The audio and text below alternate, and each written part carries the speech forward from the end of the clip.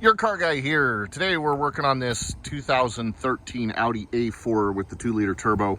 This is my sister-in-law's car, and she mentioned to me that a long time ago her key fob quit working to unlock and lock the doors, key fob there, and that she changed the battery and it still didn't work.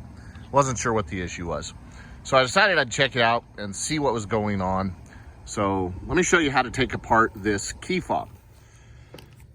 All right, so this Audi key fob, to take it apart, first you'll want to take out the key by pressing this silver button, and then you'll just simply pull apart the silver and the black. And I've only got one hand here, so I can't really do it. I'm gonna show you there. So there we go. Pull it apart. Now with it apart, we need to get the center section out of this, which if you look right here, and it's a little hard to see in this light, we'll see if we can get a little bit better.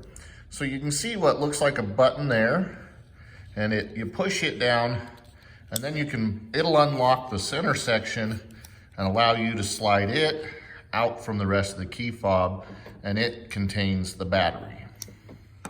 So as you slide it out, and this is the new battery that I put in. So what I found when I opened it though, is that she had in here a CR 2016 battery, which is very thin and really wasn't making good contact with these prongs here in order to just be able to provide the voltage.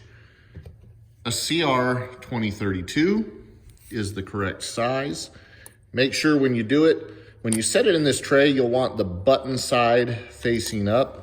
And there's actually a little diagram on it that shows that. So button side facing up, I've read online that a lot of people had changed their batteries, put it back in, and it didn't work, and it was because their battery was upside down. So really simple fix. Slide it back in till it latches. Same thing, we're just gonna slide the key back in place. Let me get it set up right. And latch it together, and now we can go show you that this does indeed work. I came inside just so I'd have a place to work on it, but we'll unlock. Yep, see the lights flashing. Lock it. Key fob's now working. All because of the wrong battery. Neat thing is, even if this has had the battery out of it for a long time, if you're just replacing the battery, you don't have to reprogram the fobs on these, which is something that apparently is a dealer-only program issue. There's no self-programming built into the vehicle.